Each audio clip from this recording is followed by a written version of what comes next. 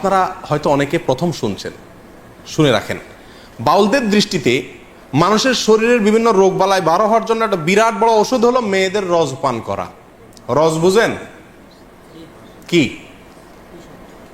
না, রজ বলতে দুইটা জিনিস। এক হলো কুমারী মেয়ের প্রথম মাসিকের রক্ত, আরেকটা হলো পুরুষদের যেরকম উত্তেজনার কারণে বীর্য বের হয়, মেয়েদের যে পদার্থটা আসে এটাকে রজ বলে। এই রজ এটা পান করলে কোনো রোগবালাই শরীরে থাকে না, এটা বাউলদের বিশ্বাস। আমি ব্যক্তিগতভাবে লালনের আখড়া থেকে নিয়ে ফকিরদের বিভিন্ন আখড়া ঘুরে ঘুরে দেখেছি। আমি নিজের অভিজ্ঞতার কথা আপনাদের কাছে চাপিয়ে দিতে যাব না, তাদের বই পুস্তকের আলোকে বলবো। আমি জানার জন্য তাদের বিভিন্ন আখড়া আখড়া ঘুরেছি যে বাউলদেরকে নিয়ে কিছু মিডিয়া, কিছু বুদ্ধিজীবী, কিছু লোক আমাদের সমাজে এত বেশি মাতামাতি করছেন, এবং তাদেরকে শুধু মুসলিম নয়, মুসলিমদের মধ্যে একেবারে আধ্যাত্মিক মুসলিম, মারেফতি মুসলিম যেটাকে বলে, এরকম মুসলিম হিসাবে তাদেরকে সমাজের সামনে সাব্যস্ত করার চেষ্টা করছেন। বাউল হলো লোক সম্প্রদায়ের একটা সাধন ভজন গোষ্ঠী, যারা গ্রামে গঞ্জে গান গেয়ে ভিক্ষা করে বেড়ায়। বাউলরা কোনো মসজিদেও যায় না, কোনো মন্দিরেও যায় না, কোনো ধর্মগ্রন্থে তাদের বিশ্বাস নাই। বাউলরা সাধারণত নারী পুরুষ মিলে যৌনাচার করে, এটাই হলো তাদের ধর্ম, আর এটাই হলো তাদের সাধনা। এটা কার বক্তব্য? বাংলাপিডিয়ার বক্তব্য।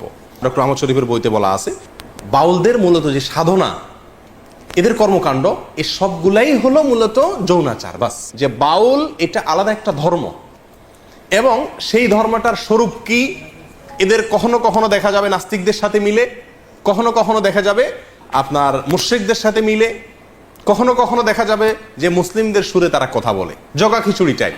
একটু আগে বলছিলাম যে বাউলদের মূল কাজ হলো যৌনাচারের মাধ্যমে ইবাদত করা, উপাসনা করা। কিরকম যৌনাচারের মাধ্যমে ইবাদত করা, উপাসনা করা? বাউলদের সমস্ত কর্মকাণ্ড হলো দেহকেন্দ্রিক, নিজের দেহকেন্দ্রিক। মাথা থেকে পা পর্যন্ত যে দেহটা আছে না, এই দেহটা নিয়েই সমস্ত ইবাদত বন্দেগী। মসজিদ না, মাদ্রাসা না, কোরআন না, হাদিস না, হজ না, জাকাত না, রোজা না, নামাজ না, কিচ্ছু না। সমস্ত ইবাদত বন্দেগী, সমস্ত সাধনা, সমস্ত ইবাদত উপাসনা সবকিছু হলো এই দেহকে কেন্দ্র করে। প্রত্যেক বাউলদেরই কমপক্ষে একজন সাধন সঙ্গিনী থাকে, মহিলা, যার সঙ্গে বিয়ে হওয়া জরুরি না, আরেকজনের বউ হতে পারে। আমি বলতেছি না, তাদের বই পুস্তকের কথা। পরকীয়া তাদের ধর্মে বৈধ, গাঁজা পান করা তাদের সাধনায় বৈধ। বাউল ধর্মে পরকীয়া প্রেম জায়েজ আছে। আল্লাহর কসম, আমি নিজে যাচাই করে যশোরের এক গ্রামে গিয়ে সন্ধান পাইছি যে এখানে, এমনি অন্য কাজে গেছি, পরে শুনছি যে এখানে আপনার ফকিরদের আখড়া আছে। তো আমি দেখতে গেছি, একদিন না কয়েকদিন।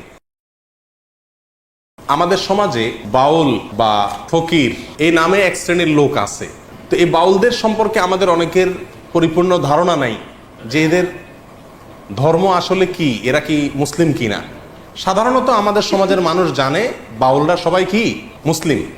শুধু মুসলিমই না, আমাদের সমাজের একটা বিশেষ শ্রেণী চেষ্টা করে এই বাউলদেরকে মুসলিমদের খুব আফার ক্লাসের, একেবারে গোড়ার মুসলিম হিসাবে প্রমাণ করার।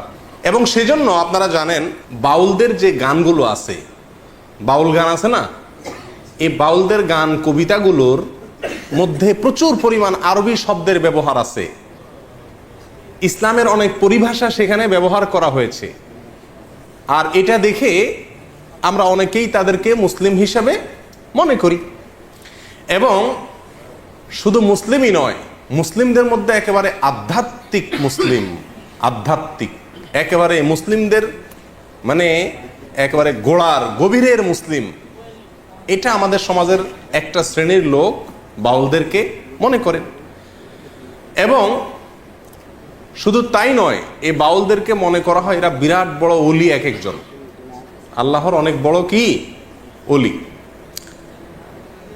বাউলদের মধ্যে সবচাইতে আলোচিত ব্যক্তি হলেন লালন শাহ। এই লালন শাহ, যে তাকে যেখানে মাটি দেওয়া আছে কুষ্টিয়ার, এই জায়গাটাকে একসময় বলা হতো লালনের আখড়া। এরপরে ওই আখড়া না বলে ওইটার নাম পরিবর্তন করে এখন বলা হচ্ছে ওইটাকে লালনের মাজার। কি বলা হয় এখন? মাজার, ইসলামী পরিভাষা। এবং এই আখড়ায় সর্বকালে গাঞ্জা টাঞ্জা খাওয়া হইতো। এখন দেশের অনেক মানুষ সেখানে মান্যত করে, সিন্নি দেয়, ইত্যাদি ইত্যাদি করে। প্রিয়দিনী ভাইরা, বিশেষ করে দক্ষিণাঞ্চলে কুষ্টিয়া, যশোর, মেহেরপুর, চুয়াডাঙ্গা, ঝিনাইদহ এই সমস্ত এলাকাতে একটু বেশি, অন্যান্য এলাকাতেও আছে। অনেক গ্রামাঞ্চলে মানুষ এই বাউল ফকির যারা, তাদের কাছে যায় বাচ্চা কাচ্চারা অসুস্থ হলে, কোনো অসুবিধায় পড়লে তাদের কাছ থেকে বিভিন্ন পড়া টড়া নিয়ে আসে। যায় কি যায় না? শুধু তাই নয়, বাউলদের বিভিন্ন গানকে আমাদের দেশের বিভিন্ন পাঠ্যপুস্তকে বাচ্চাদেরকে পড়ানো হয়, সেখানে পাঠ্যপুস্তকের অন্তর্ভুক্ত করে বাচ্চাদেরকে পড়ানো হয় বাউল গান। তাহলে বাংলাদেশের বেশিরভাগ মানুষ বাউল না, বাউলদের বাউলগিরি সাধারণ মানুষের ভিতরে নাই, কিন্তু যে কোনোভাবে হোক সমাজে এটাকে মুসলমানদের একটা ধারা, মুসলমানদের একটা গ্রুপ হিসাবে সাব্যস্ত করার জন্য একটা শ্রেণী দীর্ঘদিন থেকে চেষ্টা করে আসছে। শুধু তাই নয়, আপনারা অনেকেই হয়তো জেনে থাকবেন, ভারতের কলকাতার পশ্চিমবঙ্গের একজন বড় উপন্যাসিক সুনীল গঙ্গোপাধ্যায়, তিনি লালনকে কেন্দ্র করে লালনের জীবনের উপর একটা উপন্যাস লিখেছেন। সে উপন্যাসটার নাম হলো মনের মানুষ। এই মনের মানুষ উপন্যাসটা, এটার আলোকে এটাকে স্ক্রিপ্ট হিসাবে নিয়ে একটা সিনেমা তৈরি করা হয়েছে কয়েক বছর আগে। সিনেমার নামও কি? মনের মানুষ। এই সিনেমাটা, এই ফিল্মটা তৈরি করেছেন, এটার পরিচালনা করেছেন কলকাতার গৌতম ঘোষ, এবং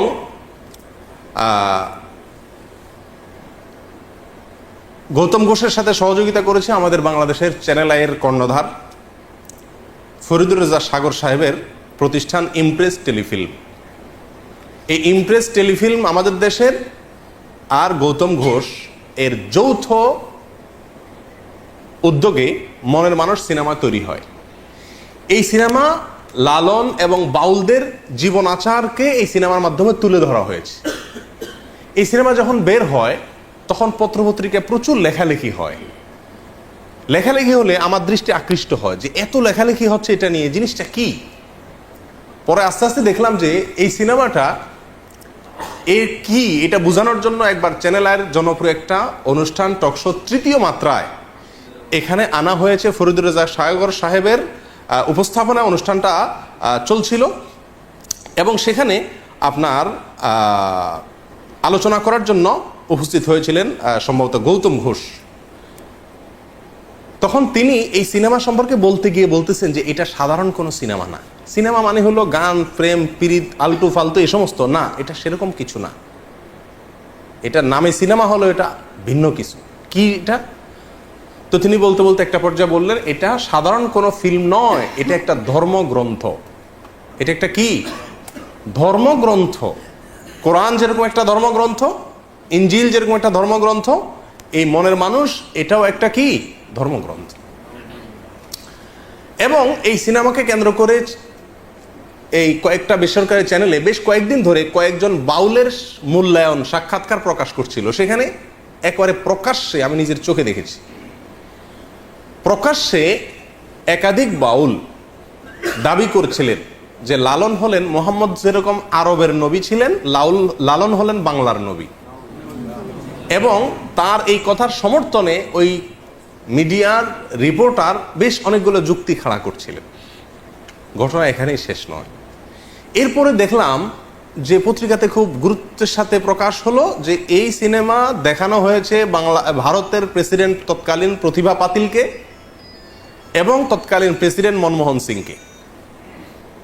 আচ্ছা, প্রেসিডেন্ট প্রধানমন্ত্রী একটা দেশের, তাদের সিনেমা দেখার ফাও টাইম আছে নাকি? কিন্তু তাদেরকে দেখানো হয়েছে। এবং ভারতের আরো অনেক গুরুত্বপূর্ণ ব্যক্তিকে দেখানো হয়েছে। বাংলাদেশে এই সিনেমাটা বাংলাদেশের প্রেসিডেন্টকে দেখানো হয়েছে, প্রধানমন্ত্রীকে দেখানো হয়েছে। কাকরাইলে একটা সিনেমা হল রিজার্ভ করে, ভাড়া করে, সেখানে বাংলাদেশের সংসদের তৎকালীন স্পিকার অ্যাডভোকেট আব্দুল হামিদ এবং ৬০ জন বিশিষ্ট এমপিকে এই সিনেমা দেখানো হয়েছে। শুধু তাই নয়, বাংলাদেশ ক্রিকেট দলের সদস্যদেরকেও এই সিনেমা দেখানো হয়েছে। ব্যাপার কি আছে এই সিনেমায়? কি আছে এই ফিল্মে, এই সিনেমাতে, যে এটা সমস্ত গুরুত্বপূর্ণ ব্যক্তিকে দেখানো হচ্ছে। তখন আমি চিন্তা করলাম তো এটাতে তো কিছু আছে। তো আমি এই সিনেমাটা দেখার খুব চেষ্টা করতেছিলাম কোথায় দেখা যায়। পরে একদিন প্রচার হলো যে চ্যানেল আইতে এটা দেখানো হবে। তো দেখতে বসলাম এবং আগাগোড়া পুরা সময় ব্যয় করে খাতা কলম নিয়ে বসে কি আছে এটাতে লেখার জন্য বসে গেলাম। এই সিনেমাটা, মনের মানুষ, এই সিনেমাটা যখন বিভিন্ন হলে চলতেছে বাংলাদেশে, তখন চ্যানেল আইয়ের স্ক্রল নিউজে ওইটার প্রচার হতো যে কোথায় কোথায় চলতেছে, যাতে করে মানুষ কি করতে পারে, দেখতে পারে। তো এত দেখানোর জন্য খায় সেই সিনেমাটা, এটা তো অন্য কোনো বাণিজ্যিক সিনেমার মতো না, অস্বাভাবিক। যাই হোক, তো এই সিনেমা দেখার পরে যা বুঝলাম সেটা হলো যে আসলে বাংলাদেশের সাধারণ মানুষেরা মুসলিম, এই মুসলিমদেরকে ভিন্ন একটা ধর্মে দীক্ষিত করার একটা চেষ্টার অংশ হলো এই সিনেমা। কথা বুঝে আসছে প্রিয়দিনী ভাইরা? অনেকে হয়তো বলবেন যে বাউলদেরকে নিয়ে হঠাৎ করে বলার কারণ কি? এই কারণ হলো এগুলো, যে বাউলদেরকে নিয়ে কিছু মিডিয়া, কিছু বুদ্ধিজীবী, কিছু লোক আমাদের সমাজে এত বেশি মাতামাতি করছেন এবং তাদেরকে শুধু মুসলিম নয়, মুসলিমদের মধ্যে একেবারে আধ্যাত্মিক মুসলিম, মারেফতি মুসলিম যেটাকে বলে, এরকম মুসলিম হিসাবে তাদেরকে সমাজের সামনে সাব্যস্ত করার চেষ্টা করছেন। তখন চিন্তা করলাম যে বাউলদের সম্পর্কে কিছু ধারণা নেওয়া দরকার। তখন থেকে আমি টুকটাক বাউলদের সম্পর্কে পড়াশোনা শুরু করলাম এবং দীর্ঘ অনেক দিন পর্যন্ত ঘাটাঘাটি এবং পড়াশোনা শুরু করলাম।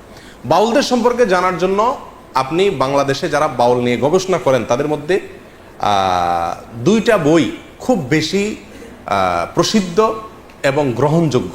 তার একটা হলো, বাংলাদেশের একজন স্বনামধন্য বুদ্ধিজীবী ছিলেন, বড় মাপের নাস্তিকদের অন্যতম ছিলেন, ঢাকা বিশ্ববিদ্যালয়ের প্রফেসর ছিলেন, ডক্টর আহমদ শরীফ। নাম শুনছেন আপনারা? আহমদ শরীফ সাহেবের নাম শুনেন নাই? ওনার লেখা বই বাউল তত্ত্ব। আরেকটা বই লালন একাডেমির প্রতিষ্ঠাতা পরিচালক ডক্টর আনোয়ারুল করিম চৌধুরী, তার লেখা বই বাংলাদেশের বাউল সমাজ, সাহিত্য, সঙ্গীত। এই দুইটা বইতে বাউলদের সম্পর্কে সবচেয়ে বিস্তারিত তথ্য উপাত্ত আছে এবং এটা সবচেয়ে বেশি গ্রহণযোগ্য। কথা বুঝে আসছে? এই বইয়ের আলোকে আমরা আগে প্রথমে জেনে নেই বাউলদের পরিচয় কি, বাউল শব্দের অর্থই বা কি, বাউল এই শব্দ কোত্থেকে আসছে, এর অর্থ কি, এটা নিয়ে তিনটা মত, অনেক মত আছে, তার ভিতরে মোটামুটি তিনটা মত উল্লেখ করার মতো। এক, বাউল আসছে বাতুল থেকে। বাতুল মানে হলো পাগল। বাতুল মানে কি? পাগল। তো যারা বাউল হয় এরা পাগলই হয় মোটামুটি, না? তো এই জন্য এদেরকে এই বাতুল বলা হয় এদেরকে, এই বাউলদেরকে। এবং বাতুল থেকে পরবর্তীতে আস্তে আস্তে রূপান্তরিত হতে হতে হতে বাউলে এসে দাঁড়াইছে। ঠিকছে? কথা বুঝে আসছে? আচ্ছা, এটা একটা মত।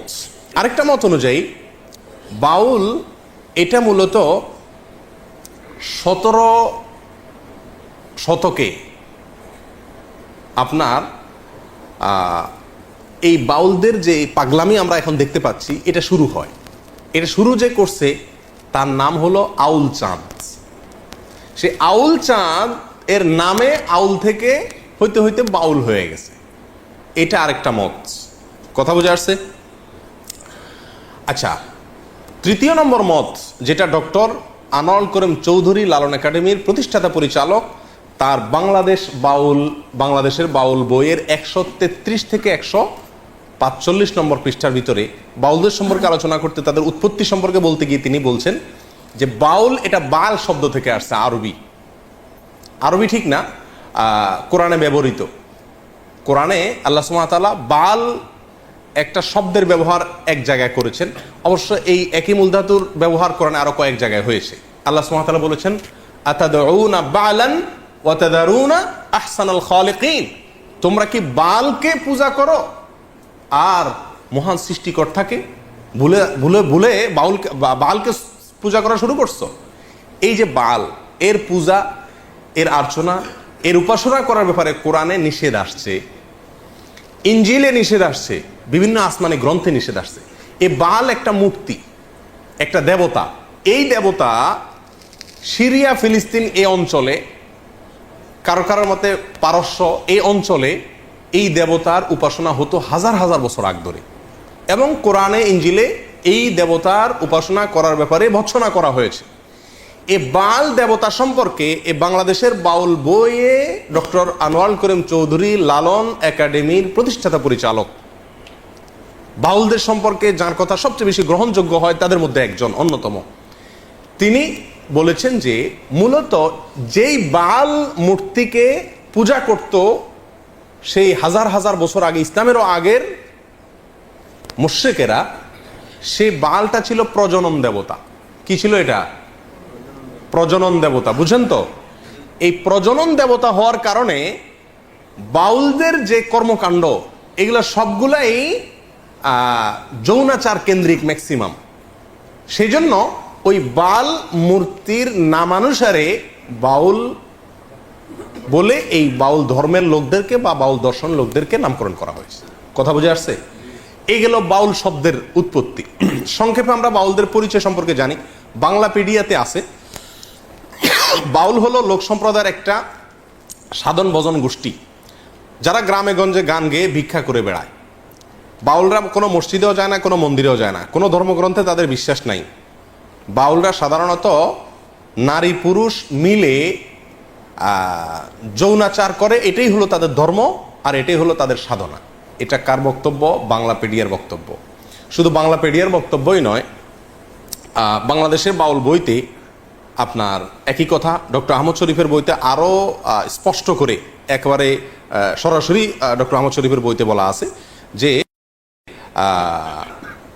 বাউলদের মূলত যে সাধনা, এদের কর্মকাণ্ড, এ সবগুলাই হলো মূলত যৌনাচার। বাস কি সেটা বিস্তারিত আমরা পরে আসছি। প্রীতিনী ভাইরা, এই বাউলদের সম্পর্কে আমরা এখন জানবো তাদের কিছু বৈশিষ্ট্য, তাদের কিছু কর্মকাণ্ড। শেষে গিয়ে তাদের ধর্ম নিয়ে বিস্তারিত আলোচনা করবো ইনশাআল্লাহ বিদিনিল্লাহ। বাংলাদেশে মুসলমানদেরকে একটা ধর্মের লোক মনে করা হয়, হিন্দুদেরকে রাষ্ট্রীয়ভাবে স্বীকৃত একটা ধর্মের লোক মনে করা হয়, হ্যাঁ, খ্রিস্টানদেরকে একটা ধর্মের লোক মনে করা হয়, বৌদ্ধদেরকে একটা ধর্মের লোক মনে করা হয়, নাস্তিকদেরকেও ধর্মীয় দৃষ্টিকোণ থেকে একটা গ্রুপের লোক মনে করা হয়। কিন্তু বাউলদেরকে আমাদের সমাজ রাষ্ট্র আমরা মুসলিম হিসেবেই জানি। কিন্তু আজকের আলোচনা থেকে আপনি পরিষ্কার হয়ে যাবেন যে বাউল এটা আলাদা একটা ধর্ম, এবং সেই ধর্মটার স্বরূপ কি এদের কখনো কখনো দেখা যাবে নাস্তিকদের সাথে মিলে, কখনো কখনো দেখা যাবে আপনার মুশরিকদের সাথে মিলে, কখনো কখনো দেখা যাবে যে মুসলিমদের সুরে তারা কথা বলে, জগা খিচুড়ি টাইপ। যাই হোক, বাউলদের যে সাধনা, আসেন তাদের কাজ কি, এই কাজ সম্পর্কে একটু জানার চেষ্টা করি। একটু আগে বলছিলাম যে বাউলদের মূল কাজ হলো যৌনাচারের মাধ্যমে ইবাদত করা, উপাসনা করা। কিরকম যৌনাচারের মাধ্যমে ইবাদত করা, উপাসনা করা? বাউলদের সমস্ত কর্মকাণ্ড হলো দেহ কেন্দ্রিক, নিজের দেহ কেন্দ্রিক। মাথা থেকে পা পর্যন্ত যে দেহটা আছে না, এই দেহটা নিয়েই সমস্ত ইবাদত বন্দেগী। মসজিদ না, মাদ্রাসা না, কোরআন না, হাদিস না, হজ না, জাকাত না, রোজা না, নামাজ না, কিচ্ছু না। সমস্ত ইবাদত বন্দেগী, সমস্ত সাধনা, সমস্ত ইবাদত উপাসনা সবকিছু হলো এই দেহকে কেন্দ্র করে। কথা বুঝে আসছে? এবং তারা বলে যে দেহই হলো পরম সম্পদ, আর দেহেই সৃষ্টিকর্তা আছে। দেহেই কি আছে? সৃষ্টিকর্তা আছে। ডক্টর আহমদ শরীফের হুবহু তার ভাষা হলো এরকম, কামাচার বা মিথুনাত্মক যোগ সাধনাই হলো বাউল পদ্ধতি। এবং এই দেহকে কিভাবে তারা সাধনা করে তার একটা স্বরূপ আসছে এই বইগুলাতে। যেমন বাউলরা আপনার তাদের একাধিক সেবা দাসী থাকে, কম বয়সে মেয়ে থাকে, এবং প্রত্যেক বাউলদেরই কমপক্ষে একজন সাধন সঙ্গিনী থাকে, মহিলা, যার সঙ্গে বিয়ে হওয়া জরুরি না, আরেকজনের বউ হতে পারে। আমি বলতেছি না, তাদের বই পুস্তকের কথা। পরকীয়া তাদের ধর্মে বৈধ, গাঁজা পান করা তাদের সাধনায় বৈধ।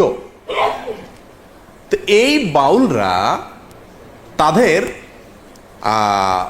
সাধনার পদ্ধতি হলো, একজন ব্যক্তি পুরুষের সাধনা করে, তার জন্য একটা মহিলা লাগে, এবং তারা মনে করে এই সাধনাটা কখন হয়? যখন এই পুরুষ এবং মহিলা ব্যভিচারে লিপ্ত হয় এবং তাদের অর্গাজম হয়, ঠিক ওই সময় নাকি সৃষ্টিকর্তা হাজির হয়ে যায়। বুঝে আসছে কথা? বাস, যত বেশি এটা করতে পারবে তত বেশি সে কি পারবে, সে সাধনা করতে করতে একেবারে সফল হয়ে যাবে। সিদ্ধ পুরুষ বলে তারা, সফল পুরুষ হয়ে যেতে পারবে যত বেশি সে এই যৌনাচার করতে পারবে এবং দেহ নিয়ে তথাকথিত সাধনা করতে পারবে। বাউলদের অনেক গান আছে যে গানের অর্থ আমরা জানি না। এদের একটা রহস্যের বিষয় হলো এরা বলে একটা, উদ্দেশ্য না আরেকটা। আরবিতে এটাকে ইস্তেআরা বলে।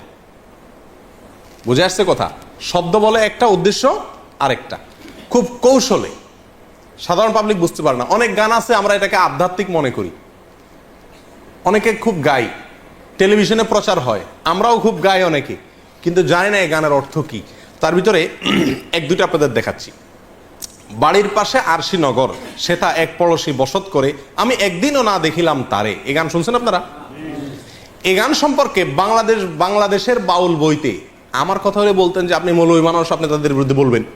আমার কথা না, বাংলাদেশে কোনো মৌলবীর কথা না, বাউলদের মানে পৃষ্ঠপোষক বলা যেতে পারে লালন একাডেমির পরিচালক ডক্টর চৌধুরী তার বাংলাদেশের বাউল বইতে বলতেছেন যে এই গানটাকে আমাদের দেশে মানুষ অনেক উচ্চ মার্গের আধ্যাত্মিক গান মনে করলেও এই গানে যা বলা আছে সেটা নিছক যৌনতা, যৌনতার বিভিন্ন কথাকে ইশারা ইঙ্গিতে বোঝানো হয়েছে। কথা আমার না, কথা ডক্টর চৌধুরীর।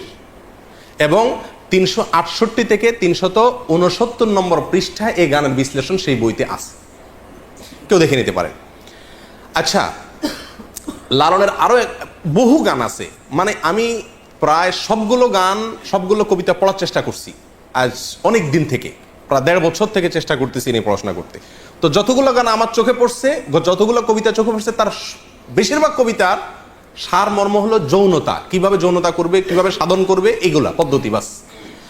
আরেকটা কবিতা শুনেন, আমি কি সন্ধানে যাই সেখানে, মনের মানুষ যেখানে, আধার গড়ে জ্বলছে বাতি দিবারাতি নাই সেখানে, যেতে পথে কাম নদীতে। যারা বাংলা বুঝেন তাদেরকে ব্যাখ্যা করার দরকার নাই, কাম শব্দের অর্থ জানেন আপনারা শুদ্ধ বাংলায়? যেতে পথে কাম নদীতে, পাড়ি দিতে ত্রিবেণে, কত ধনির ধারা যাচ্ছে মারা, পৈড়ে নদীর তোর তুফানে, রসিক যারা চতুর তারাই নদীর ধারা চিনে, উজান্তরি যাচ্ছে বে তারাই স্বরূপ সাধন জানে। মনে হয় যে নদীর ঢেউটা বলা হচ্ছে, জি না। বিশ্বাস করেন এমন কিছু ব্যাখ্যা আছে এই সমস্ত গানের যেগুলো আমি আপনাদের সামনে খুলে বলতে পারবো না, আপনাদেরকে বুঝে নিতে হবে। আরেকটা গান আছে খুব জনপ্রিয়, আফসোসের বিষয়, বাংলাদেশের ক্লাস 9-এর শিক্ষার্থীদেরকে পড়ানো হয়, সিলেবাসের অন্তর্ভুক্ত। এই গানটা আমরা অনেকেই জানি এবং বলি নিজেরা। সেটা কি? সময় গেলে সাধন হবে না। এই গানটা জানেন আপনারা? শুনছেন এই গানটা? সময় গেলে সাধন হবে না। এই গানটার অর্থ ব্যাখ্যা এত নোংরা, এত নিকৃষ্ট, বিশ্বাস করেন যদি সেটা বলতে যাই তো মানে সোজা কথা আমাকে চরম নির্লজ্জ হতে হবে, এটা আমার দ্বারা সম্ভব না। আমি খুলে আপনাকে বলতে পারবো না এই গানের পুরো ব্যাখ্যা, তবে কিছু ইঙ্গিত দিব। শুনেন পুরা গানটা, শুনেন কবিতাটা শুনেন। সময় গেলে সাধন হবে না, দিন থাকিতে দিনের সাধন কেন করলে না, জানো না মন খালে বিলে, মিন থাকে না জল শুকালে, কি হয় তারে বাদল দিলে শুকনা নদীর মোহনা, অসময়ে কৃষি করে মিশামিশি খেটে মরে, গাছ যদি হয় বীজের জোরে তবুও ফল তো ধরে না। এই গানের খোলাসা কথা আমি আপনাদেরকে বলি। বলা হচ্ছে যারা বাউল, যারা ফকির, যারা সাধনা করবে, এদেরকে বলা হচ্ছে আরে বেটা, দিন থাকতে দিনের সাধন করলি না, সময় থাকলে সাধন করতে হবে, সময় চলে গেলে সাধন করে লাভ হবে না। সময়টা কি? মেয়েদের ঋতুস্রাব, এর আগের সময়টাকে বোঝানো হচ্ছে। ঋতুস্রাবের আগের মুহূর্তে সাধন করতে হবে, ঋতুস্রাব হয়ে গেলে, মাসিক হয়ে গেলে তখন সাধন করলে আর কাজ হবে না। এ হলো খোলাসা কথা, আর এর চেয়ে বেশি আমি আপনাকে ব্যাখ্যা করে বলতে পারছি না। এখানে এই গানে যে এই কথাটা বোঝানো হয়েছে, এটা তো আমি দাবি করতেছি মৌলবী না, এটা বাউলদের বক্তব্য। তারাই বলতেছে যে এই গানের এই ব্যাখ্যা। রেফারেন্স নেবেন, একটা একটা করে নেন। এই গানের সময়, সাধন, মিন, বীজ, কৃষি এসব শব্দ যৌনকর্ম সংশ্লিষ্ট বিভিন্ন পরিভাষা। লালন গবেষক নেয়ামত আলী এবং বাংলাদেশের নেয়ামত আলী বলেছেন, এটা আমার বক্তব্য না, লালন গবেষক বলতেছেন যে এই শব্দগুলো দ্বারা বিভিন্ন যৌনকর্মের বিভিন্ন মুহূর্ত, বিভিন্ন সময়, বিভিন্ন পরিভাষাকে বোঝানো হয়েছে। আর বাংলাদেশের বাউল বইতে 357 নম্বর পৃষ্ঠায়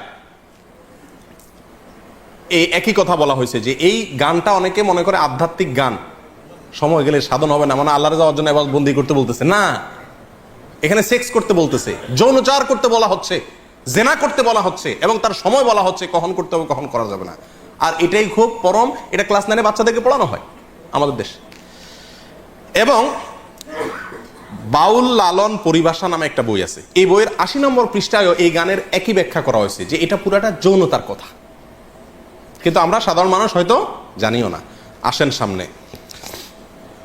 বাউল সাধনা সম্পর্কে আমাকে মাফ করবেন, এমন কিছু কর্মকাণ্ড তাদের আছে যেগুলো আমি না বললে আপনারা বুঝবেন না, বলতে হবে, আমাকে একটু বেহায়া হতে হবে। আমাদের দেশে মানুষ জানে না, অনেকে, ম্যাক্সিমাম লোক। আমি ব্যক্তিগতভাবে লালনের আখড়া থেকে নিয়ে ফকিরদের বিভিন্ন আখড়া ঘুরে ঘুরে দেখেছি। আমি নিজের অভিজ্ঞতার কথা আপনাদের কাছে চাপিয়ে দিতে যাব না, তাদের বই পুস্তকের আলোকে বলবো। আমি জানার জন্য তাদের বিভিন্ন আখড়া আখড়া ঘুরেছি।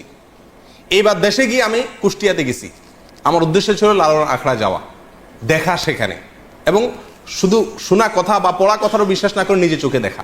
তাদের আখড়া যদি কেউ যেয়ে থাকেন, ফকিরদের তারা তথাকথিত জিকির করে যেগুলাতে, এগুলোতে আপনারা দেখবেন পুরুষের সাথে একজন নারী লাগে, অন্ধকার হইতে হয়, এবং গাঁজা তো প্রয়োজনই হয়, এবং বাকি কি কাজগুলো হয় সেগুলো বই থেকে শুনেন, আমার অভিজ্ঞতা থেকে না শুনে। দেখুন, বাউল ধর্মে পরকীয়া প্রেম জায়েজ আছে। আল্লাহর কসম, আমি নিজে যাচাই করে যশোরের এক গ্রামে গিয়ে সন্ধান পাইছি যে এখানে, এমনি অন্য কাজে গেছি, পরে শুনছি যে এখানে আপনার ফকিরদের আখড়া আছে। তো আমি দেখতে গেছি, একদিন না কয়েকদিন, পরে জানতে পারছি যে এক মহিলা আছে, তার স্বামীও আছে, কিন্তু সবাই জানে এই মহিলা সারাদিনই জেনা করে তার ওই সাধন সঙ্গীর সাথে, বাউলদের সাথে। এবং কোনো কোনো মহিলার তো সংসার শেষ, আবার অনেক পুরুষও করে যারা বাউল। এটা তাদের ধর্মের গুরুত্বপূর্ণ কাজ, জেনা করা। সারাদিন জেনাটাই ইবাদত বাস, এবং জেনার মানে মূল মুহূর্ত যেটা, সেই মুহূর্তেই নাকি স্রষ্টা হাজির হয়ে যায়। প্রিয়দিনী ভাইরা, বাউলরা মনে করে, আপনারা হয়তো অনেকে প্রথম শুনছেন, শুনে রাখেন, বাউলদের দৃষ্টিতে মানুষের শরীরের বিভিন্ন রোগ বালাই বার হওয়ার জন্য একটা বিরাট বড় ওষুধ হলো মেয়েদের রস পান করা। রস বুঝেন কি? না, রজ বলতে দুইটা জিনিস। এক হলো কুমারী মেয়ের প্রথম মাসিকের রক্ত, আরেকটা হলো পুরুষদের যেরকম উত্তেজনার কারণে বীর্য বের হয়, মেয়েদের যে পদার্থটা আসে এটাকে রজ বলে। এই রজ, এটা পান করলে কোনো রোগ বালাই আর শরীরে থাকে না, এটা বাউলদের বিশ্বাস। আরো শুনবেন, তারা বলে রোগ থেকে মুক্ত হওয়ার জন্য, বিভিন্ন রোগ থেকে, বড় বালা মুসিবত, অসুখ বিসুখ থেকে ভালো হওয়ার জন্য নিজের মুখ এবং মেয়েদের স্তনের দুধ পান করলে রোগ ভালো হয়। আরো শুনবেন, তারা বলে সমস্ত রোগ থেকে সর্বরোগের ঔষধ একসাথে যদি পাইতে চান তাহলে কি করতে হবে? মল, মূত্র, রজ এবং বীর্য, মল, মূত্র, রজ এবং বীর্য, এগুলো সবগুলা মিক্স করে একটা ঔষধ বানায় তারা, নাম হলো প্রেম ভাজা। ওষুধের নাম কি? প্রেম ভাজা। এটা খাইলে আর কোনো রোগ থাকে না। প্রিয়দিনী ভাইরা, আপনারা অনেকে হয়তো বলবেন যে এগুলা গল্প আর কি। আপনি আল্লাহি বাস্তবতা খবর নিয়ে দেখেন, আর খবর নেওয়ার দরকার না, আমি আপনাকে বই পুস্তক থেকে বলছি, তাদের বই পুস্তক থেকে, তাদের ধর্মগ্রন্থ থেকে, তাদের ধর্মীয়, তাদের আচার এবং তাদের সংস্কৃতি, কালচার, এই সংক্রান্ত যে সমস্ত বই পুস্তক আমাদের সমাজে প্রতিষ্ঠিত, গ্রহণযোগ্য, অথেন্টিক, এই সমস্ত বই পুস্তকে লেখা আছে। তার ভিতরে বাংলাদেশে বাউল বইয়ের 350 থেকে 382 নম্বর পৃষ্ঠায় এই কথাগুলো উল্লেখ আছে। কথা বুঝে আসছে ভাই? আমাদের দেশে অনেক মানুষ না জেনে এই ফকিরদের কাছে চিকিৎসার জন্য যায়, ছেলেবেলে অসুখ হলে যায় না, কি ওষুধ দেয় এটা ওই শয়তান জানে, আর শয়তানকে যে এই শয়তানই শিখাইছে সেই শয়তান হয়তো জানে, আল্লাহ সুবহানাহু ওয়া তাআলা জানেন, আমরা অনেকে জানিও না। আমাদের দেশের নাস্তিকরা বাউলদেরকে খুব পছন্দ করে, একটা মজার বিষয়। কারা পছন্দ করে? নাস্তিকরা কোনো ধর্মকে পছন্দ করে না, কিন্তু বাউলদেরকে খুব পছন্দ করে। ডক্টর আহমদ শরীফ নাস্তিকদের গুরু, বাউলদের নিয়ে বই লিখছেন এবং বিরাট বিশ্লেষণ করেছেন, তাদের ঐতিহ্য তুলে ধরেছেন। শুধু তাই নয়, বাংলাদেশের যারা নাস্তিক, সেকুলার, এরা সবসময় বাউলদেরকে প্রমোট করে। লালনের আখড়ায় 50 জন গাঁজা খাইছে, এটাকে সমস্ত মিডিয়া বা অনেক মিডিয়াতে খুব ফলাও করে প্রকাশ করে, আজকে লালনের এখানে ওরস হইতেছে, ওরস, গাঁজা খাইছে। লক্ষ লক্ষ মানুষের মাহফিল হয়, লক্ষ লক্ষ মানুষের ভালো কোনো কাজ হয়, সেটা কোনো মিডিয়াতে প্রচার করে না। কিন্তু ওই আখড়ায় গাঁজা খাইছে কয়েকটা, সেটারে সারাদিন টেলিভিশন নিউজে বলে। কেন নাস্তিকরা এত পছন্দ করে কেন? এর কারণ হলো এই বাউলদের তাদের যে কর্মকাণ্ডের খোলাসা কথা কয়েকটা পয়েন্ট। নাম্বার 1 যেটা বললাম, দেহ নিয়ে সাধনা। দেহ নিয়ে সাধনা মানে যৌনতা, সোজা বাংলা। নাম্বার 2, আপনার যত নোংরা, বিষ্ঠা, নাপাক পৃথিবীর কোন ধর্মের মানুষরা যেগুলোকে পাক মনে করে না, হালাল মনে করে না, এই সমস্ত জিনিসগুলোকেও তারা শুধু হালাল আর পাকই না, এগুলা বিরাট ঔষধ মনে করে। লালনদের বাউলদের একটা গ্রুপ আছে যাদেরকে বলা হয় নেড়ার ফকির। কি বলা হয়? নেড়ার ফকির। নেড়ার ফকির, নেড়ার ফকির মানে বুঝেন? নেড়ার ফকির মানে হলো, নেড়া শব্দের অর্থ হলো যার কোনো ঘর সংসার নাই। নেড়ার ফকির মানে যাদের কোনো কি নাই, ঘর সংসার। ম্যাক্সিমাম বাউলদের কোনো বিয়ে হয় না, এরা বিয়েতে বিশ্বাস করে না। সাধন সঙ্গিনী হইলেই হলো, যে কারোর বউ হইলেই হলো, বিয়ের দরকার হয় না, এবং তারা বিয়ে করে না। তাদের মূল কথা হলো ইসলাম পালন করার জন্য মক্কাতে যাওয়ার দরকার নাই, মদিনা যাওয়ার দরকার নাই, আল্লাহ রাসূল সব এই দেহের ভিতরে আছে, শুধু দেহ নিয়ে সারাদিন পড়ে থাকলে চলবে। ধর্মীয় যত কর্মকাণ্ড, আচার অনুষ্ঠান, আমল, ইবাদতের কথা কোরআন সুন্নাহয় বলা আছে, এর কিচ্ছুর দরকার নাই। এগুলা সবগুলা নাউজুবিল্লাহ মানুষের বানানো। তাহলে কি করতে হবে? শুধু সারাদিন এই দেহ নিয়ে পড়ে থাকতে হবে, ঘর সংসার বাদ দিয়া মাতলামি করতে হবে, ভিক্ষা করে বেড়াইতে হবে, বাস, তাহলেই স্রষ্টাকে পাওয়া যাবে। এর ভিতরেই স্রষ্টা আছে, মানুষই স্রষ্টা, অন্য কথা বলতে গেলে। এ হলো বাউল ধর্মের খোলাসা কথা। নাস্তিকরা যেহেতু বাংলাদেশে মানুষের ধর্মীয় আচার, মসজিদ, মাদ্রাসা সহ্য করে না, এরাও একই। এই জন্য নাস্তিকরা এদেরকে খুব কি করে, পছন্দ করে। বাউলদের ধর্মে, বাউলদের বিশ্বাসে বৈরাগ্যতার বিরাট বড় অবস্থান। নবী সাল্লাল্লাহু আলাইহি ওয়াসাল্লাম বলেছেন, লা রুহবানিয়াতা ফিল ইসলাম। ইসলামে কোনো বৈরাগ্যতা নাই। আল্লাহ সুবহানাহু ওয়া তাআলা কোরআনে কারিমে বৈরাগ্যতা, যে বৈরাগ্যতাকে আগের যুগের বিভিন্ন জাতিরা নিজেদের ধর্মীয় কাজের অংশ বানিয়ে নিয়েছিল, আল্লাহ সুবহানাহু ওয়া তাআলা তাদের সমালোচনা করেছেন। রুহবানিয়াতান নিবতাদাউহা মা কাতাবাল্লাহু লাহ। এই রুহবানিয়াত বা বৈরাগ্যতা, সংসার বাদ দিয়া ওই বৌদ্ধদের মতো এক কালার একটা কাপড় পরে, লম্বা চুল রেখে, গোসল নাই, পরিষ্কার নাই, নোংরা, আবর্জনা, ময়লা, এই অবস্থায় সময় পার করা, পাগলামি ছাগলামি করা, এটাই হলো জীবন। এটাই বলে বৈরাগ্যতা। এই বৈরাগ্যতা আপনার বাউলদের গুরুত্বপূর্ণ একটা আপনার তাদের গুরুত্বপূর্ণ একটা কালচার হলো কি থাকা, বৈরাগী হয়ে থাকা। কি থাকা? তারা কোনো সমাজের সাথে মিশতে চায় না। বাউলদের জৈবিক প্রয়োজনে তারা সাধারণ সঙ্গীর সাথে মিশে, সেটা তো ঠিক আছে, ভিক্ষা করে খায়, সেটা তো, এবং তারা নিজেদেরকে বলে আমরা মুক্ত পুরুষ, আমাদের কোনো সমাজের কোনো বন্ধন নাই, আমরা সমাজের কোনো বন্ধন মানি না, যেমনে মনে হচ্ছে এমনি চলি, পাগলের মতো। বুঝে আসছে কথা? এদের হাজার হাজার যে গানগুলো আছে, এই গানগুলো সম্পর্কে আগেও আপনাদেরকে কিছুটা ধারণা দিয়েছি, এখনো বলছি যে এই গানগুলোর সবগুলাই হলো যৌনতা নির্ভর, এবং যৌনতার বিভিন্ন কৌশল, কলা কৌশল, বিভিন্ন পদ্ধতি, সময়, ক্ষণ ইত্যাদি, এগুলো সবই সমস্ত গানে বাতানো আছে। সুধীর চক্রবর্তী নামে বাংলাদেশে একজন লালন গবেষক আছেন, বাউল গবেষক আছেন। এই ভদ্রলোকের একটা বই আছে, এই বইটার নাম হলো গভীর নির্জন পথে। এই বইয়ের 14 নম্বর পৃষ্ঠার প্রথম সংস্করণে উনি লিখেছেন যে বাউলদের গান বুঝতে হলে তাদের পরিভাষা বুঝতে হবে। তারা বলবে একটা, উদ্দেশ্য আরেকটা, সাধারণ মানুষ সবকিছু বুঝে না। তো উনি উপমা দিতে গিয়ে বোঝাইছেন যে, যেমন আমাবস্যা মানে নারীর ঋতুকাল, যখন মাসিক হয় ওইটার আমাবস্যা। লালনদের কোনো গানে যদি আমাবস্যা হয় তাহলে বুঝবেন নারীর ঋতুকালকে বোঝানো হচ্ছে। বাঁকা নদী মানে হলো স্ত্রীর যৌনি, কুমারী মানে কাম, লতা মানে সন্তান, চন্দ্র সাধন মানে হলো মলমূত্র পান। এরকম তাদের বিভিন্ন ভাষা আছে, পরিভাষা আছে। এগুলো আমার বক্তব্য নয়, সুধীর চক্রবর্তীর বক্তব্য। বইয়ের নাম গভীর নির্জন পথে, পৃষ্ঠা নম্বর 14। তাহলে একটা ধারণা পাইছেন তো বাউলদের কর্মকাণ্ড সম্পর্কে? আচ্ছা, এখান থেকে আমরা জানলাম যে তারা বৈরাগী।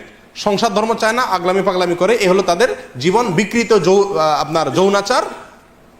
বিকৃত যৌনাচার আর অসামাজিক জীবনযাপন, এগুলা হলো পাগলামি। এটা হলো বাউলদের কর্মকাণ্ড। আচ্ছা, আমাদের সমাজে যে সমস্ত বাউলরা আছে, এই বাউলদের আরেকটা গুরুত্বপূর্ণ বিশ্বাস হলো, বাউলরা মনে করে গান বাজনা শুধু হালাল না, এটা তাদের ধর্মের অন্যতম অনুষঙ্গ। আপনি দেখবেন বাউলদের হাতে একটা একতারা থাকে না, লক্ষ্য করছেন নি? একতারা বাজাবে আর গান গাবে, আপনার সাধনের নামে যৌনতা করবে, ভিক্ষা করে খাবে, গাঞ্জা খাবে। এই যে তাদের গানের বিষয়টা, তারা গান গায়, কত মানুষই তো বাংলাদেশে গায়, তারাও গায়, সমস্যা কি? সমস্যা হলো যেখানে, সেটা হলো বাংলাদেশে যারা গান গায় তাদের কেউ দাবি করতে যায় না যে গান গাওয়া হালাল, কিন্তু বাউলরা গান তো গায় দাবি করে যে কোরআন হাদিসের দৃষ্টিতে গান হালাল। কোরআন হাদিসের দৃষ্টিতে কি গান হালাল? মনের মানুষ যে সিনেমার কথা আপনাদেরকে শুরুতে বলছিলাম, এই সিনেমার কয়েকটা সিনারিও আছে, যেগুলোতে কয়েকটা দৃশ্য আছে, যে দৃশ্যগুলোতে দেখানো হয়েছে যে গান কিভাবে কোরআন হাদিস দ্বারা প্রমাণিত। এবং লালন একবার ওই সিনেমাতে দেখানো হয়েছে, এক মৌলবীর সাথে তার তর্ক হয়েছে, বাহাস হয়েছে। সে তর্কে মৌলবী বলছে গান হারাম, সে বলছে গান হালাল। তো এই তর্কে লালন জিতে গেছে। এখন সিনেমা তো যেমনি ইচ্ছে এমনি বানায়, ওই মৌলবীরা হারাইয়া লালন রে জিতে দিছে, আর মারহাবা, তাহলে গান হালাল। এই মৌলবীরা বলে গান হারাম, বাদ্য হারাম, এগুলো সব মূর্খ, কিচ্ছু জানে না। লালনের একটা গান শুনেন, লালন বলেন গান হালাল হওয়া সম্পর্কে লালন বলে, আকাশটা কাঁপছিল কেন, জমিনটা নাচছিল কেন, বড় পীর ঘামছিল কেন, যেই দিন খাজা গান গেয়েছিল, সেই বড় পীর ঘামছিল কেন, সেই দিন খাজা গান গেয়েছিল, যেই দিন আল্লাহ রাসূলের গান, পীর আউলিয়ার শান, যারা বলে গান হারাম জ্ঞানহীন। হ্যাঁ, কার এটা? লালন সাহেবের। লালন ফকির বলতেছেন যারা বলে গান হারাম, এই মৌলভী সাহেবরা সব কি ব্যাককল, জ্ঞানহীন। উনি হলেন সবচেয়ে বড় আলেম, উনি ফতুয়া দিচ্ছেন যে এটা পীরাউলিয়ার শান, আল্লাহ রাসূলের গান। বুঝে আসছে কথা? প্রিয়দিনী ভাইরা, এরা গানকে হালাল করে এবং গান বাজনাই এদের সারাদিন এ জিকির সাধনা, ভজন সাধন এদের। আচ্ছা, এবার আসেন এদের সম্পর্কে আরেকটু ধারণা নেই আমরা, তাদের ধর্ম সম্পর্কে। এবার গোড়ায় চলে যায় ডাইরেক্ট, তাদের ধর্ম সম্পর্কে। লালনদের ধর্ম আসলে কি, বা এই বাউলদের ধর্ম আসলে কি? বলছিলাম আগেই, এদেরকে মুসলিম হিসাবে সাব্যস্ত করার একটা অপচেষ্টা চালানো হয়। এবং আমার দেশে মনে করে লালনরা, ফকিররা, এরা শুধু মুসলিম না, এরা আধ্যাত্মিক ক্লাসের মুসলিম, মারেফতি মুসলিম। আর বাকিদেরকে বলে শরীয়তের মুসলিম। তারা হলো কিসের মুসলিম?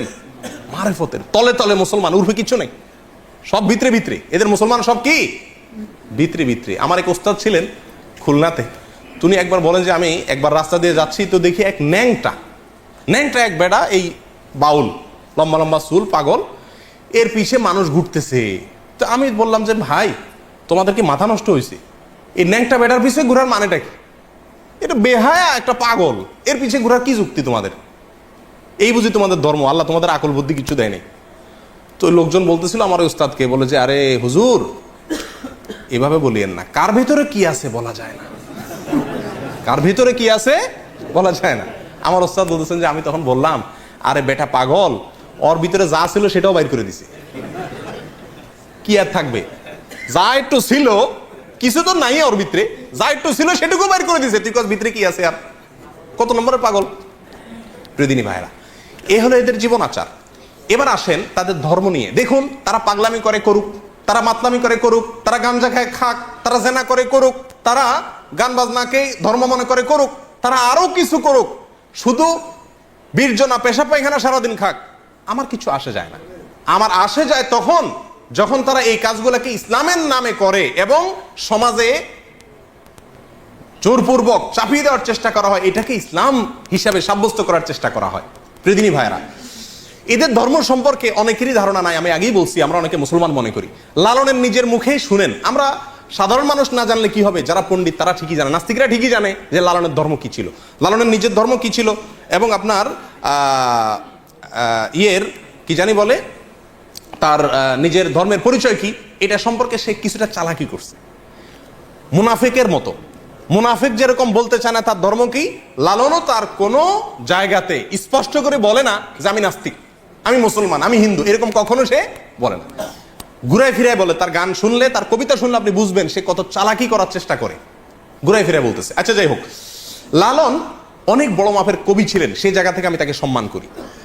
তিনি অনেক বড়, তার কবিতা বাংলা ভাষার জন্য অনেক বড় কিছু, ঠিক আছে, সব ঠিক আছে।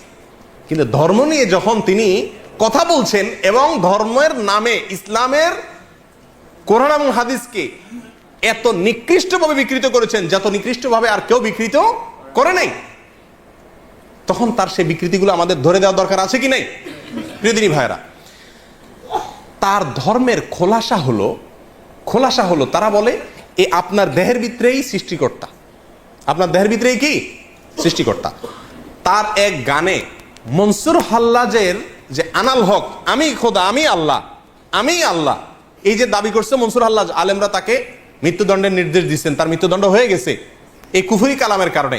সেই কুফরি কালামটাই বিশ্বাস করে লালন। এবং একটা গান আছে বাউলদের, আপনারা জানেন, একবার আপনারে চিনিতে পারিলে রে যাবে অচেনারে চেনা, একবার আপনারে চিনিতে পারিলে রে যাবে অচেনারে চেনা, মানে নিজেরে চিন তাহলে অচেনারে অর্থাৎ আল্লাহরে চিনা যাবে। আল্লাহ, তুই নিজেরে চিনলে আল্লাহরে পেয়ে যাবি। আরবিতে একটা প্রবাদ আছে, নাউজুবিল্লাহ, অনেকে এটাকে হাদিস হিসাবে পেশ করে, সেটা হলো যে মান আরাফা নাফসাহু ফাকাদ আরাফা রব্বাহু। এই ওইটারই বাংলা অর্থ হলো এই কুফরি কালাম, অর্থাৎ যে ব্যক্তি নিজেকে চিনবে সে আল্লাহকে চিনে ফেলবে। এই কথা শুনতে ভালো শোনা যায়, কিন্তু উদ্দেশ্য হলো ওই নিজের ভিতরেই আল্লাহ আছে, বাইরে কোথাও যাওয়ার দরকার নাই। আচ্ছা যাই হোক, এবার লালন নিজের যে কবিতার মাধ্যমে তার ধর্মের পরিচয় দিচ্ছে, আসেন তার মুখেই শুনি।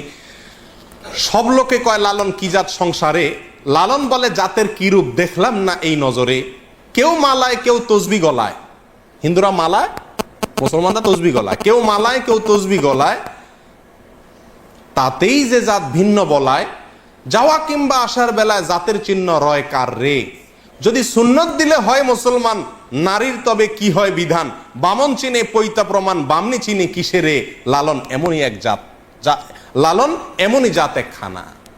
কি বুঝলেন?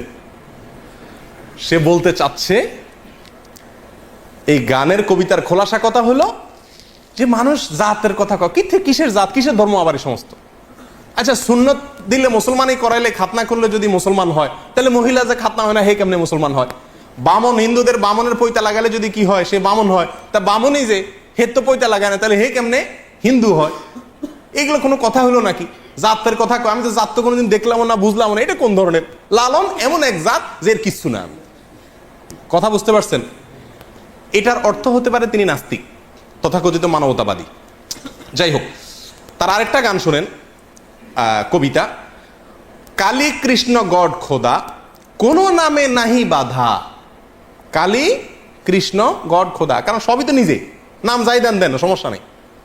কালী বললেও ঠিক আছে, কৃষ্ণও ঠিক আছে, গডও ঠিক আছে, খোদাও ঠিক আছে, কোন নামে নাহি বাধা, মন কালী কৃষ্ণ গড খোদা বলো রে, মন রে বলতেছে, ও মন তুই কালীও বল, কৃষ্ণ বল, গডও বল, খোদাও বল। কথা বুঝতে পারছেন? এ হলো বাউলদের ধর্ম। আচ্ছা, এরা কোনোদিন মসজিদে যায় না, ইতিহাসে কোনোদিন কোনো বাউলকে আপনারা ভুলেও কোনো মসজিদে, কোনো মন্দিরেও যায় না, মন্দিরেও যায় না, বরং প্রাতিষ্ঠানিক ধর্মাচরণের বিরুদ্ধে এরা সবসময় সোচ্চার। এরা বলে যে কোনো মসজিদ, মাদ্রাসা, কোরআন, হাদিস কিচ্ছু দরকার নাই, শুধু আইসা সারাদিন একতারা বাজাও বা লালনের গান গাও, যৌনতা করো, ভিক্ষা করো, গাঞ্জা খাও, এক কালার কাপড় পরে পাগলামি করো, ব্যাস তুমি সিদ্ধ পুরুষ হয়ে যাবা, তথাকথিত দেহনিয়া সাধনা করো। প্রিয় বন্ধুরা, তারা বলে, বাউলরা বলে যে কোনো তীর্থস্থানে যাইতে হবে না। এই যে আমরা মক্কায় আসি না, এটার বিরুদ্ধে লালন কবিতা লিখছে। মক্কা আসার দরকার নাই, মদিনা যাওয়ার দরকার নাই, সব মক্কা মদিনা কোথায় আছে?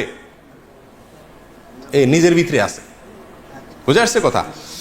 দেখেন সে কি বলে, আছে আদি মক্কা এই মানব দেহে, আছে আদি মক্কা, আদি মক্কা মানে পুরান মক্কা, আসল মক্কা এই মানব দেহেই বলে কি আছে, আছে আদি মক্কা এই মানব দেহে, দেখলো না রে মন ভে। কেউ একটু এই মক্কাটা দেখলো না, সবাই কেন ওই মক্কা ছুড়ে। হ্যাঁ, আছে আদি মক্কা এই মানব দেহে, দেখলো না রে মন ভে। দেশ দেশান্তরে দৌড়ে এবার, মরিস কেন হাফিয়ে, এত কষ্ট করে কেন মক্কা যাস। 10 দুয়ারি মানুষ মক্কা, গুরুপদে ডুবে দেখগা। ধাক্কা সামলায় ফকির লালন বলে, সে যে গুপ্ত মক্কা, আদি ইমাম সেই মেয়ে। কথা বুঝছেন তো? সব মক্কা কোথায় আছে? ভিতরে আছে, এই দুনিয়া ঘুরে ওখানে যাওয়ার একটা অনর্থক, লালন বলে। আচ্ছা, নাউজুবিল্লাহ, প্রত্যেক মানুষই সৃষ্টিকর্তা, প্রত্যেক মানুষই আল্লাহ। এটা তার ওই আনাল হক যে জিন্দিগি বক্তব্য, সেই বক্তব্য তার কবিতায় আসছে। দেখেন, মনসুর হাল্লাজের আনাল হক যে আছে, আমি সত্য, এটাকেই তারা বিশ্বাস করে। চণ্ডীদাসের একটা কবিতা আছে, আপনারা অনেকে জানেন, সবার উপরে মানুষ সত্য, তাহার উপরে নেই। সবার উপরে মানুষ সত্য, তার। আমরা বলি লা ইলাহা ইল্লাল্লাহ, মানে কি? আল্লাহ ছাড়া কোনো সত্য মাবুদ নাই। পৃথিবীতে সত্য যদি থাকে, আল্লাহর অস্তিত্বের উপরে কোনো সত্য আর নাই। সবচেয়ে বড় মহাসত্য হলো আল্লাহর অস্তিত্ব, না? আর এরা বলতেছে সবার উপরে মানুষ সত্য, তাহার উপরে নাই। এসব গজল, এ সমস্ত গান, কবিতা অনেক সময় আমরা মজা করে বলি, জানি না এটার অর্থ কি। সবার উপরে মানুষ সত্য, তাহার উপরে নাই, অর্থাৎ কি আল্লাহ, গড, এক এক ধর্মের মানুষ এক একটা বলে, নাউজুবিল্লাহ, এগুলো সবই বাতিল, কোনোটারই অস্তিত্ব নয়। আসলে হলো মানুষের অস্তিত্ব। মানুষই খোদা, মানুষই আল্লাহ, মানুষই মক্কা, মানুষই সব, ব্যাস, মানুষের সৃষ্টিকর্তা, নাউজুবিল্লাহ। এবং এই মানুষই যে সৃষ্টিকর্তা, এর সপক্ষে দেখেন কবিতা আছে লালনের, ও যার আপন খবর আপনার হয় না, একবার আপনারে চিনিতে পারিলে রে, যাবে অচেনারে চেনা, যাবে অচেনারে চেনা। লালনের গান, কবিতা। অর্থাৎ আপনারা চিনলেই অচেনারে চেনা যাবে, অর্থাৎ ওই সৃষ্টিকর্তা চেনা যাবে। আপনার ভিতরে, নিজের ভিতরে কি আছে? সৃষ্টিকর্তা আছে। যেই রূপে সাই বিরাজ করে দেহ ভুবনে, গুরুর দয়া যারে হয় সেই জানে। উপর নিচে সারি সারি 9.5 দরজা তারি, লালন কয় যেতে পারি কোন দরজা খুলে ঘরে। হ্যাঁ, এটা একটা যৌনতার গান। 9.5 দরজা বলতে মেয়েদের শরীরের 7টা অঙ্গকে বোঝানো হয়েছে। আমার বক্তব্য নয়, যে বইগুলো বলছি এই বইগুলোর বক্তব্য। কোরআন সুন্নাহ নিয়ে সন্দেহ, কোরআন নিয়ে সন্দেহ। লালনের কোরআন নিয়ে গান শুনেন আপনারা, মুসলমান মনে করেন, আধ্যাত্মিক পুরুষ মনে করেন, মারিফতের প্রাণ পুরুষ মনে করেন, সেখানে মাজার মনে করেন, সেখানে গিয়ে সিন্নি দেন, মান্নত করেন, তাকে মুসলমানদের একেবারে গোড়ার মুসলমান মনে করেন, খাঁটি ধার্মিক মনে করেন। কোরআন সম্পর্কে কি বলে সে দেখেন তার কবিতায়। সে বলে, কি কালাম পাঠালেন আমার সাই দয়াময়, এক এক দেশের এক এক ভাষা কয় খোদা পাঠায়, এক যুগে পাঠায় কালাম, অন্য যুগে হয় কেন হারাম। এমনি দেখি ভিন্ন তামাম ভিন্ন দেখা যায়, যদি একই খোদার হয় রচনা। এই অংশ ভালো করে শুনেন, যদি একই খোদার হয় রচনা, তাতে তো ভিন্ন থাকে না, মানুষের সকল রচনা তাতেই তো ভিন্ন হয়। নাউজুবিল্লাহ। কথা বুঝছেন? এই গানের কথা বুঝছেন? কি বুঝাতে চাইছে? বলে যে যুগে যুগে এক এক নবীর কাছে এক এক আসমানি কিতাব আসছে না, একটাতে হালাল বলা হয়েছে, আরেকটাতে বলা হয়েছে কি হারাম। তো সে বলতে চাচ্ছে, যদি এক আল্লাহ পাঠাবে তাহলে সবগুলা কি হবে? একরকম হবে। একটাতে এক যুগে হালাল, আরেক যুগে হারাম কেন হয়? কথা বুঝছেন? কত বড় মূর্খ একজন ডাক্তারও তো এক রুগীরে এক ওষুধ দেয়, আবার চেঞ্জ করে দেয়। এই ওষুধ কয়দিন চলবে, এরপরে অন্য ওষুধ খাইতে হবে। ডাক্তার জানে সময় অনুযায়ী পরিবর্তন হয়। আল্লাহ সুবহানাহু ওয়া তাআলা এক এক যুগে এক এক বিধান দিয়েছেন। লিকুল্লিন শিরআতুম মিনহাজা, প্রত্যেক নবীকে আল্লাহ তাআলা কি দিয়েছেন? আলাদা আলাদা শরীয়ত দিয়েছেন। সে বলতেছে এক এক নবীর এক এক বিধান কেন? যদি আল্লাহর হইতো তাহলে তো ভিন্ন হইতো না। এজন্য সে বলতেছে আপনার যদি একই খোদার হয় রচনা, তাতে তো ভিন্ন থাকে না, মানুষের সকল রচনা তাই তো ভিন্ন হয়। এগুলো সব মানুষের লেখা। নাউজুবিল্লাহ। কোরআন এটা বলে কার লেখা? মানুষের বানানো। এক এক দেশের এক এক বাণী, পাঠান কিসায় গুণমণি, মানুষের রচিত জানে লালন ফকির কয়। এই শয়তান বলে এগুলো সব কার রচনা? মানুষের রচনা। আর সে বলে মুসলমান না, শুধু মারেফতের বিরাট উচ্চাঙ্গের আউলিয়া পীর। হ্যাঁ, আল্লাহুল মুস্তাআন। আচ্ছা, তার আরেক গানের ভিতরে দেখা যায় সে বলছে যে আল্লাহ এবং রাসূল এক, আল্লাহ রসুল আলাদা কিছু না। নাউজুবিল্লাহ। এটা আমাদের দেশে অনেক মাজারিরাও বলে। আল্লাহকে বুঝে তোমার অপর লীলা, আল্লাহ কে বুঝে তোমার অপর লীলা, কে বুঝে তোমার অপার লীলে, তুমি আপনি আল্লাহ ডাকো আল্লাহ, তুমি নুরি ছিলে ডিম্ব অবতরী, সাকারে সৃজন পড়লে ত্রিভুবন, আকারে চমৎকার ভাব দেখালে, নিরাকার নিগম ধ্বনি, তাও তো সত্য সবাই জানি, তুমি আগমের ফুল নিগমের রাসূল, আদমের ধরে জান হইলে, আত্মতত্ত্ব জানে যারা, সায়ের নিগুড় লীলা দেখছে তারা, নিরঞ্জন অকথ্য সাধন লালন খুঁজে বেড়ায় বন জঙ্গলে। পুরা গানের খোলাসা কথা হইল, আল্লাহ একবার আকার ধরে নবীর সুরত ধরে আসে দুনিয়াতে, আবার নিরাকার হয়ে যায়, আবার আদমের ঘাড়ে মানুষ হয়ে আদমের রূপ ধরে আল্লাহ আসে, অর্থাৎ এরাই আল্লাহ, নাউজুবিল্লাহ, আলাদা কিছু নেই। কথা বুঝে আসছে? এরপর আরেকটা গানের 2 লাইন শুনেন মাত্র, সেখানে সে বলতেছে, কেন জিজ্ঞাসিলে খোদার কথা দেখায় আসমানে, কেন জিজ্ঞাসিলে খোদার কথা দেখায় আসমানে, আসেন কোথায় স্বর্গপুরে কেউ নাকি সন্ধান জানে। আল্লাহর কথা বললে কয় আসমানে আছে, আর রহমান আল্লাহর সিস্তাওয়া, আল্লাহর কথা বললে বলে আসমানে আছে সবাই, বলে যে কেউ আজ পর্যন্ত দেখছে, কেউ জানছে নাই, বুয়া, নাউজুবিল্লাহ। এ হলো বাউলের ধর্ম। নবীদের সম্পর্কে ধারণা দেখেন, নবীদের সম্পর্কে তারা কি বলে, নবী না চিনিলে সে কি খোদার ভেদ পায়, চিনিতে বলেছেন খোদে সেই দয়াময়, কোন নবী হইল অফাত, কোন নবী বান্দার হায়াত, কোন নবী মারা গেছে, কোন নবী মারা যায় না, জীবিত আছে এখনো, বুঝছেন? নিহাজ করে জানলে নেহাজ যাবে সংশয়, যে নবী পারের কান্ডার জিন্দা সে 4 যুগের উপর, হায়াতুল মুরসালিন নামে তার জন্য, তার সেই জন্য কয়, যে নবী আজ সঙ্গে তোরে চিনে মন তার দাওনা ধরো, লালন বলে পরের কারো সাথ যদি রয়, নবী না মানে যারা মুয়াহেদ কাফের তারা, সেই মুয়াহেদ দায়মাল হবে বেহিসাব দোজখে যাবে, আবার তারা খালাস পাবে, লালন কয় মোর কি হয় জানি। এটার শেষ লাইনটাতে বোঝানো বলা হচ্ছে যে নবীরে অস্বীকার করলে তারা কাফের, লালন বলতেছে দোজখে যাবে বলতেছে, তো এরা দোজখে সাহস করে আবার চলে আসবে জান্নাতে। কাফেররা অনন্ত অসীমকাল জাহান্নামে থাকবে না নবীর অস্বীকার করলে, আর সে বলতেছে কি আবার তারা খালাস পাবে। তার গানে বলতেছে এরা আবার কি পাবে, খালাস। দেখেন, শুধু ফতোয়া দিচ্ছে না, কে জান্নাতে যাবে কে জাহান্নামে যাবে, কি হবে না হবে, কে আল্লাহ কে রসুল, সব সে বলতেছে। এ হলো এদের ধর্ম। পৃথিবী ভাইরা, এদের কালিমা, লালনদের এই বাউলদের কালিমা আছে। এদের কালিমা কি জানেন? এদের কালিমা সম্পর্কে ধারণা নেওয়ার জন্য শুনেন তাহলে। সুধীর চক্রবর্তীর ব্রাত্য লোকায়তন বইয়ের, ব্রাত্য লোকায়ত লালন বইয়ের 2য় সংস্করণে 4 থেকে 95 নম্বর পৃষ্ঠায় আছে যে লালন শাহর অনুসারীদের মধ্যে একটা অংশ একবার 1986 সালে সরকারের পক্ষ থেকে লালনের আখড়া এটার তদারকি করার জন্য কুষ্টিয়া ভার্সিটির একজন প্রফেসরকে সরকার দায়িত্ব দিয়েছে যে আপনি লালনের যে আখড়াটা আছে, যেটা মাজার বলে, এটা আপনি দেখাশোনা করেন, এখানে যা যা লাগে আপনি করেন। তখন তিনি ওখানে কোরআন খানের ব্যবস্থা করছে, ওই যে মাজারে যেগুলো হয় বেদাতি কাজ, তো কোরআন খানিটা নিয়ে এগুলোর ব্যবস্থা করছে, ইসলামিক কিছু কাজ কাম চালা দিছে, ওয়াজ মাহফিল কোরআন খানি এগুলো চালা দিছে। দিলে তখনকার কুষ্টিয়া জেলা প্রশাসকের কাছে যে তাদের একটা দল 1986 সালে, এই ঘটনা লেখা আছে কোন বইতে বলছিলাম, সুধীর চক্রবর্তীর লেখা ব্রাত্য লোকায়তন লালন 4 থেকে 95 নম্বর পৃষ্ঠার ভিতরে এই ঘটনার উল্লেখ আছে। এখানে আপনার এরা যায় ইয়ের কাছে, জেলা প্রশাসনের কাছে বলতেছে যে আমাদের এখানে লালনের এটা হলো আমাদের মক্কা মদিনা, এটা হলো আমাদের তীর্থভূমি, এখানে কোরআন তেলাওয়াত মুসলমানদের কর্মকাণ্ড এটা দারুণ অপমান আমাদের জন্য। আমাদের ধর্ম ইসলামও না হিন্দুও না, আর আমাদের কালেমা ভিন্ন। কি তোমাদের কালেমা? তারা বলে যে আমাদের কালেমা হলো লা ইলাহা ইল্লাল্লাহ লালন রাসূলুল্লাহ। বই নম্বর বললাম, পৃষ্ঠা নম্বর বললাম, সালের কথা বললাম, এবং একটা বই নয় 4-5টা বইতেই এই একই ঘটনার পুনরাবৃত্তি উল্লেখ আছে। প্রিয়দিনী ভাইরা, এই হলো বাউল ধর্ম, এ হলো লালনদের ধর্ম, এ হলো ফকিরদের ধর্ম। এর সাথে ইসলামের কোনো ন্যূনতম সম্পর্ক আছে কিনা এটা বোঝার জন্য কোনো আলেম হওয়ার, কোনো পণ্ডিত হওয়ার, কোনো শেখ হওয়ার, মুফতি হওয়ার প্রয়োজন নাই। সাধারণ মানুষই খুব সহজে বুঝতে পারে যে এদের এই সমস্ত জীবনাচারের সাথে, এই সমস্ত বিশ্বাসের সাথে ইসলামের ন্যূনতম কোনো সম্পর্ক থাকতেই পারে না।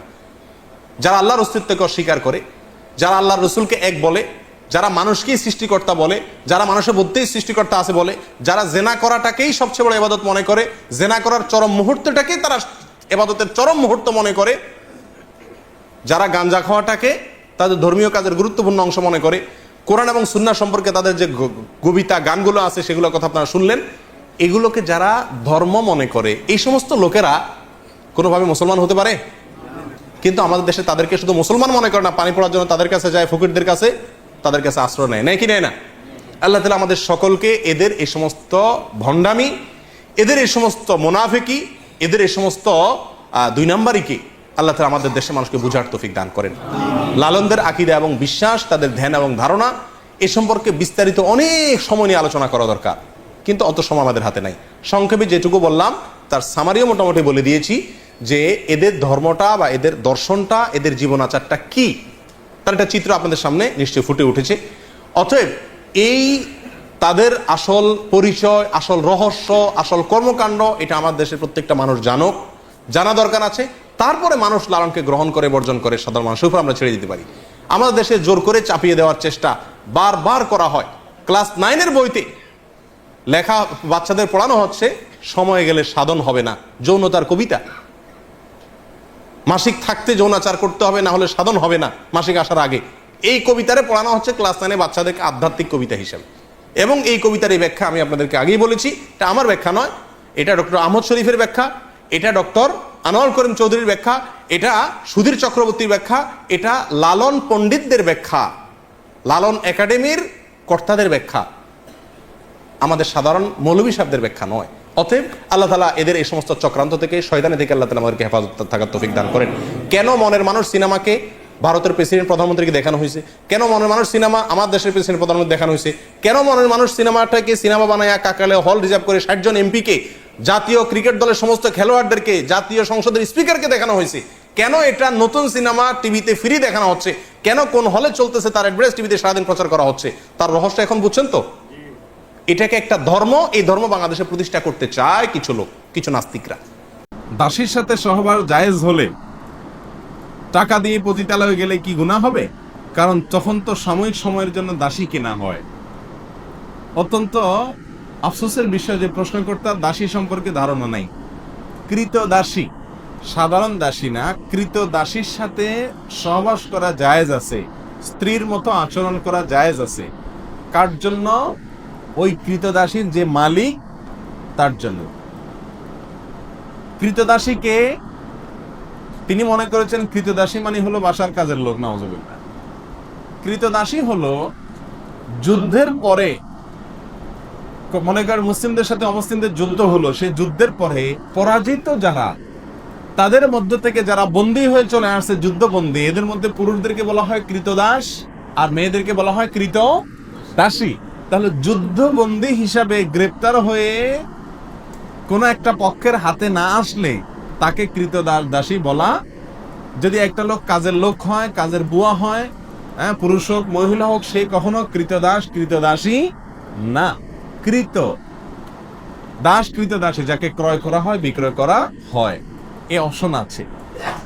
এখন কৃতদাসী যদি যুদ্ধবন্দী হিসাবে আসে, যে ব্যক্তির মালিকানায় আসবে, অর্থাৎ যোদ্ধাদের মধ্যে যে বন্টন করা হবে যুদ্ধলব্ধ সম্পত্তিতে, যার ভাগে পড়বে সে তার মালিক।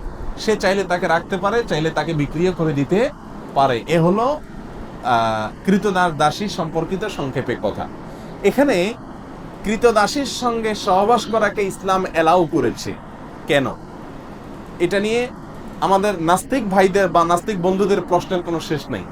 তারা বলে, হ্যাঁ, একজন কৃতদাসীর সাথে ইসলাম সহবাস করাকে কিভাবে বৈধ করেছে? কেন বৈধ করেছে আমি সংক্ষেপে শুধু বলতে চাই।